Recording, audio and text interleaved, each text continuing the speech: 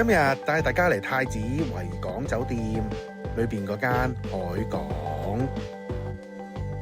本來話食長腳蟹有198蚊一間，但係到約得齊人已經變咗228蚊一間。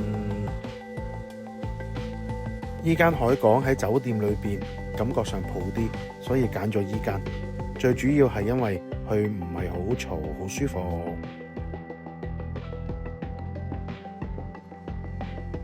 一入到去酒樓就見到有大蟹出爐，唔係我哋噶，不過我哋喺個魚池裏邊先預訂咗嘅蟹。今日嘅蟹有5斤，本來有大啲嘅，不過慢咗一步，俾人哋揀咗咯。蟹都要預訂嘅，除非你唔需要食大蟹，食輕啲嘅4斤幾嘅，咁就可以隨時都有。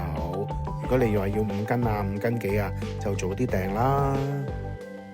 呢隻就係我哋今晚嘅主菜，澳洲唔係阿拉斯加長腳蟹。呢隻係人哋嘅，聽講有5斤9兩。呢一間海港夠晒光猛，同埋唔算太大，所以回音唔算太高，所以傾偈嘅都係一個好嘅選擇。朋友揀咗個杏汁豬肺湯，哇，有驚喜啊！因為裏邊原來有花膠㗎。咁多湯渣食佢都飽啊！咁多料熬成一碗湯一定甜啦。蒸頭腩孖寶，我哋嘅主角阿拉斯加長腳蟹、皇帝蟹啲膏呢，佢放埋一碟俾我哋嚟送飯一流。